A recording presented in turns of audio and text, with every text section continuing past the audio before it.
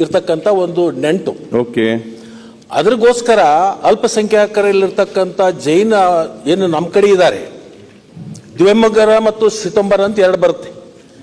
ಇವರೆಲ್ಲರೂ ಕೂಡ ಸಸ್ಯಾಹಾರಿಗಳು. ಸಸ್ಯಾಹಾರಿಯದರಲ್ಲಿ ಮತ್ತು ಅದರಲ್ಲಿ ವಿಶೇಷವಾಗಿ ಸಾತ್ವಿಕ ಸಸ್ಯಾಹಾರಿಗಳು. ಇವರು ಬೆಳ್ಳುಳ್ಳಿ ತಿನ್ನಲ್ಲ, ಈರುಳ್ಳಿ ತಿನ್ನಲ್ಲ. ಇವ್ರ ಮಕ್ಕಳೆಲ್ಲ ಹಾಸ್ಟೆಲ್ನಲ್ಲಿ ಇರ್ತಾರೆ. ಹಾಸ್ಟೆಲ್ನಲ್ಲಿ ಇದ್ದಂಥ ಸಂದರ್ಭದಲ್ಲಿಗೆ ಅವರಿಗೆ ಸಾತ್ವಿಕ ಆಹಾರ ಸಿಗತಕ್ಕಂಥದ್ದು ಇವತ್ತಿನ ದಿನಮಾನದಲ್ಲಿ ಕಷ್ಟ. ಅದಕ್ಕೆ ದಯಮಾಡಿ ನೀವು ಜೈನ ಸಮುದಾಯಕ್ಕೆ ಒಂದು ಪ್ರತ್ಯೇಕವಾಗಿರ್ತಕ್ಕಂಥ ಅಭಿವೃದ್ಧಿ ನಿಗಮವನ್ನು ಸ್ಥಾಪಿಸ್ತಕ್ಕಂಥದ್ದು ಅತ್ಯಂತ ಅವಶ್ಯಕತೆ ಇದೆ.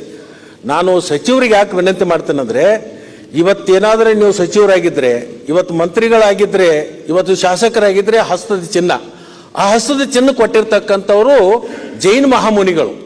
ಅವ್ರ ಋಣ ನಮ್ಮ ಮೇಲೆ ಇರೋದ್ರಿಂದ ಆ ಋಣವನ್ನು ತೀರಿಸುಗೋಸ್ಕರ ನೀವು ಆದಷ್ಟು ಬೇಗನೆ ಮಾನ್ಯ ಮುಖ್ಯಮಂತ್ರಿಗಳ ಜೊತೆಗೆ ಚರ್ಚೆ ಮಾಡಿಕೊಂಡು, ಮೊನ್ನೆ ಬೆಳಗಾವದಲ್ಲಿ ನಡೆದ